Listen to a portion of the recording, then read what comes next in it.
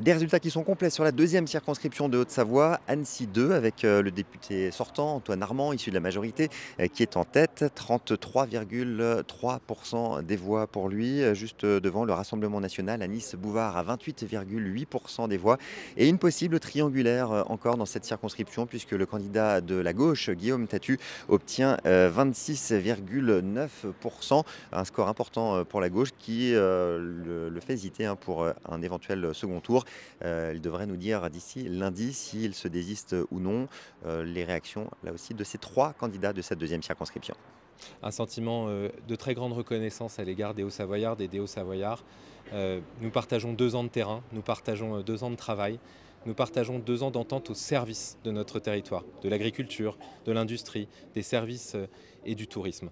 Et puis bien sûr, un sentiment de très grande humilité face à la tâche qui m'attend au deuxième tour, face à un candidat parachuté qui a changé de nom et changé de circonscription en moins de 2 ans, qui ne respecte ni les électeurs de sa précédente circonscription, ni les électeurs de la deuxième circonscription que j'ai eu l'honneur de représenter pendant 2 ans. J'appelle tous les républicains, tous les démocrates, toutes les personnes qui croient que l'ancrage local, le travail, l'humilité a un sens, à rejeter massivement la candidature d'un parachuté qui ne respecte pas les électeurs et à se joindre à moi pour que la Haute-Savoie continue d'avancer. Alors très ravi, très satisfait, c'est historique pour notre mouvement.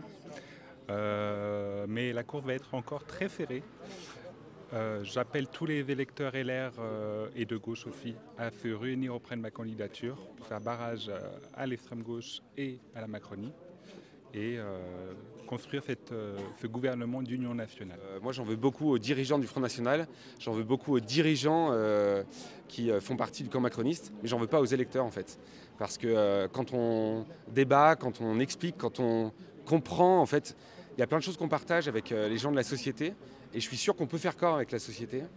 Et on a presque réussi ce soir, en tout cas sur la Circo. C'est pas, ça donne pas tout dans les scores, mais j'ai bon espoir pour la suite. Ouais. Vous avez pris une décision pour le second tour? J'ai pas encore pris de décision, la ligne a été claire, c'est que quand on est troisième et qu'on n'a aucune chance de gagner, effectivement on ne peut pas se maintenir. Ce soir les résultats sont assez serrés, donc je vais me réunir avec les équipes, et puis pas uniquement avec les équipes en fait, avec tous les gens qui ont fait campagne pendant ces 2 semaines et demie, qui n'avaient jamais voté par exemple. Il y a des gens qui ont 30 ans, qui n'ont jamais voté et qui se sont dit là je vais me réveiller.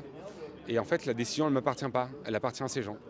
Et donc je me suis toujours considéré en tant que candidat comme porte-parole du soulèvement populaire qui s'est construit. Et je continuerai à l'être. Donc je vais consulter le plus de personnes sur la Circo 2 et j'annoncerai ma décision en temps et en heure.